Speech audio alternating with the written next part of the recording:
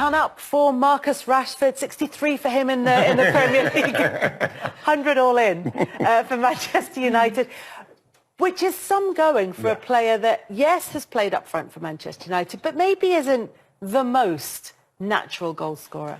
Yeah, I think it's an unbelievable achievement for him, especially as somebody who's had to come through that academy. And the pressures that being at Man United's academy and being somebody that they expect a lot from, made his debut at 17, and now, he's 25 today, I think. You know, he's scored 100 goals for them. With everything what he's done, the significant impact he's made off the pitch, which is like come on top of the pressure that he gets anyway. So any kind of form that dips from him, he gets even more criticism simply because they say he's not focusing on his game. And you know, it's been hard for him. He's even said it last season, he wasn't in the right frame of mind for whatever reason. And you know, it seems like he's slowly getting back there to where he wants to be. You know, just playing football and doing the best he can and scoring goals. You know, and it's really hard for him because you always find that it's very feast or famine with him. They either, oh, Marcus is back, we love him so much, or he's playing badly, oh, leave him out of the English squad. It really does, it must be very, how can you say, tiring for him, you know? It must be very tiring. Because he's emotionally trying to battle against that the whole time. And there is that focus on him, which, as you say, he's brought on himself for the best of reasons with the work that he's done off the pitch. But it was interesting to hear him talk about the way that he's been feeling, where his head's been over the last season. Because I think if a player's injured, you can see that. You can look at the reports. They can physically measure it. But when a player's head isn't right, you can see the impact of it on the pitch, but you can't really put a reason on it. It's difficult for fans to understand. It's hard to measure. And one we obviously we don't want to measure. We want them to always be happy and healthy. But I think for Rashford, I think the way I saw it, and you can disagree, but when a young player bursts onto the scene, I think they're forgiven for any great stuff and any bad stuff. You know, mistakes on the pitch. They're young, they're raw, they're talented. Well, you did that, didn't you? Yeah, and then you kind of go through that period then where you're like, they think that you're older than you are, and then you're experienced. But for Marcus Rashford, you look at the managers that he's had, I bet you none of them coached him. They're all so results focused. You see this young talented lad come through, he's young, we're expecting so much from him, then he does brilliant stuff off the pitch, but yet we've never, I wonder, have they nurtured him to really kick on another gear and educate him and coach him? Because all the managers are like, it's Man United, we need results, we need to win. And we've forgotten about this human that needs a young player that constantly is nurturing, and you have to find your own way. And I bet you in that he's had to figure it out. And now he's at a point now where he's in a good environment. He looks happy. Looks like he's got a coach that might do that as well. Coach as well, and all of a sudden we've got, wow, Marcus Rashford's back. But did we actually help him in that period? Did we just let him figure it out? I don't know. I'm just saying from my experience that that for me is a most difficult period in your career because of such expectations.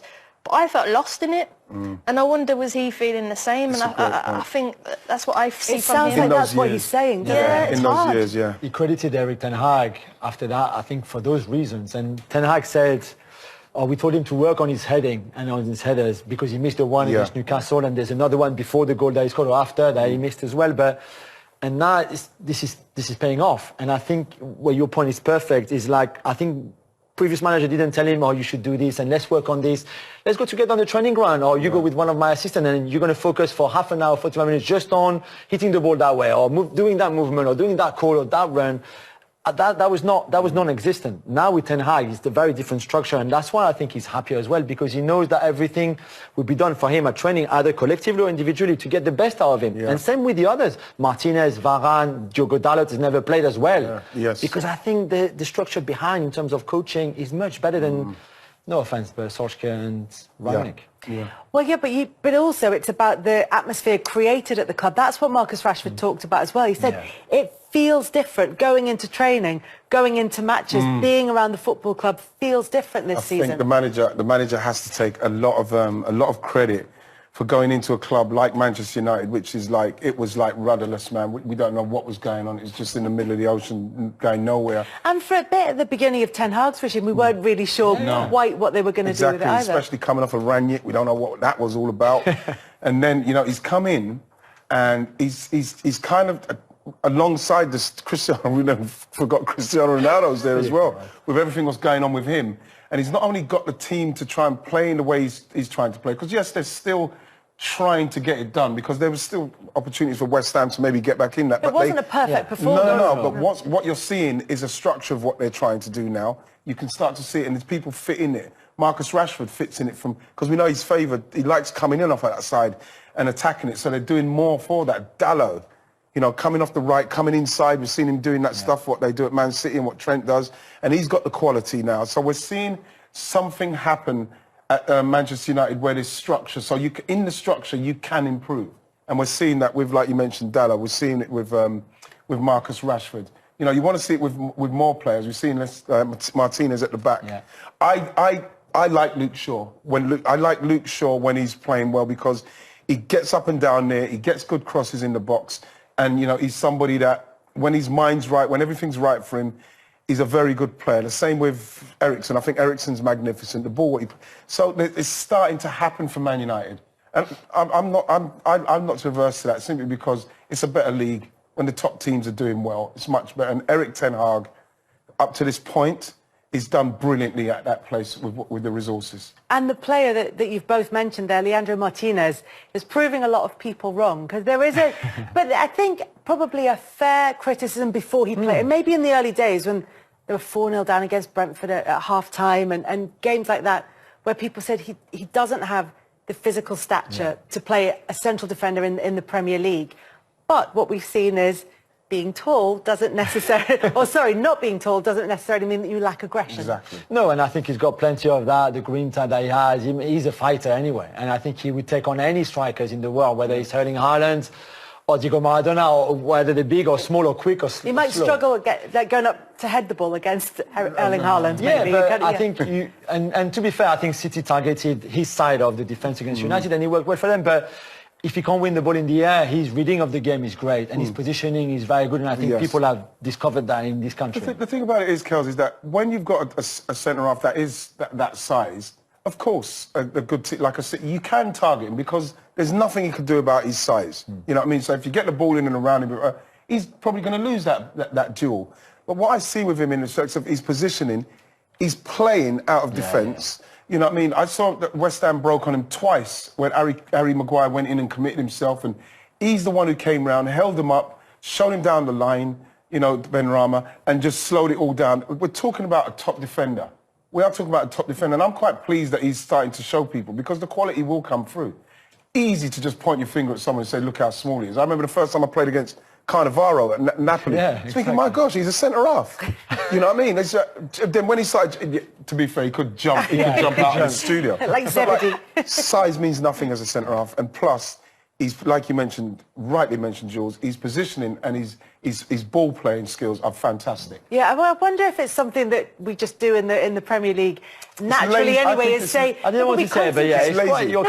But we concentrate on what people can't do. So that, for example, and we'll talk about him later, and it's a slightly different situation this season, but Trent Alexander-Arnold, with the concentrating on, well, which part of his defensive game is he lacking, rather than talk about what he brings to the team and why he might be chosen. Similarly, it's very negative, with Martinez, it's, well, okay, so he might not win the one-on-one duels for a header, but everything else that he brings to the game outweighs that. Kels, it's very it's lazy punditry. It's like what they say about managers. Certain managers, he's not managed here, so he can't do it, and then they say, oh, he's too small in the Premier League. It's going to be too much for him. But it's a genuine question to ask, though. I mean, it would be remiss not to say before he came in, he's not tall enough. So will he be able to, for example, go? Because there are we're not used to it, though, are we? Probably there's only been a few, and probably that's probably what we're not familiar with, and it didn't help probably the Brentford game or the teams that do go after that, and then he's gone, oh, there it is, it's highlighted that area, but he's a great technician. That's why he can play holding midfield as well. He can bring the ball out from the back. As you said, sometimes what you're lacking one thing, you have to make up in other areas. So his intelligence is second to none. For all we know, they might be doing that, Kels. They might be playing him there until maybe someone else comes in and then move him into the defensive midfield role. You never know what he's going. But at the moment, playing as centre half, I don't think he's doing badly at all. I think he's doing very well, in fact. Might be hard next to Casemiro though, right? Yes. Player. Two together, maybe. Wow. Yeah, you never know. You know, He's they could play two. They played Fred and McTominay for long enough, so I'm I'd sure love they could that, play though. Casemiro and Martinez. A Casemiro and Martinez, an upgrade on Fred and McTominay. Just a little, I think. I'd say just a little one, yeah. But Casemiro, as you say, has my God, been love him. fantastic. Took a while for him to actually start games for Manchester United, but now he has. I think like he just embedded him really well. Just didn't put him right in at the deep end. Got him in, got him feeling it, seeing the system and everything. He just made such a difference. I remember watching him in the Champions League. Sorry, Kelly. Watching him in the Champions League final. He was just how he reads the game, his positional sense, and you're thinking, oh, they've signed a player you probably wouldn't give a certain age a long contract or put so much. He's just an absolute joke. How he orchestrates everything, protects, and you know, you talk about Martinez, but when you've got him in front, to give him that protection as well, and for me, he's been a game changer. There's also sometimes a question mark about, you know, if a team like Real Madrid or a big team lets somebody go, then maybe they're not quite at the top of their game. But we saw that even the reaction to scoring the equaliser against Chelsea was so intense. This is not a player who's, you know, coasting towards the end of his career. This is a player who the fire in him is still very much lit. It's a winner. And Real Madrid would not have let him go if he hadn't wanted. He pushed for the move. I think this was an opportunity financially as well. Yes. That he could not really refuse. But even then, sometimes that as a motivation means a player isn't necessarily driven in the same way. But that is, I mean, we're not saying that at all about Casemiro. Clearly in the him, mindset though, that he isn't it? has. Yeah, the mindset that he has. It's one of those, again, he's one of those players that, for young players who's watching a holding midfielder, a defensive midfielder, he can, obviously, we've seen get in the box and score as well, with his attitude and the way, he is the perfect person to watch, the way he naturally, he just gets himself into the dangerous positions and blocks it out. You know, this is why I was quite surprised that he didn't start from before, because we're talking about somebody who can deal with any situation. If you could be at Real Madrid for as long as he has with the players he's had to play with, and that to come into Manchester United's team and play in that position, I would have started him straight off the bat. I don't think he needs any kind of like bedding in period, because he's so good. And the next step, I think, just quickly, 2 seasons ago he scored 13 goals in the league for Real Madrid. I think he's got that. We saw he's got that Chelsea, as well, yeah. But he's got that ability, and once everything is in place, I think Ten Hag will maybe look at getting into the box a little bit more to use that. Yeah. And if he plays Martinez in there, right. Here you go. So thanks, Kaz. We're getting there. We're all in there now, and it looks like it's all coming together for Manchester United, but not quite there yet. And there could still be bumps in the road, but there's very definitely a plan in place for Manchester United who feel like they are on the up. The converse.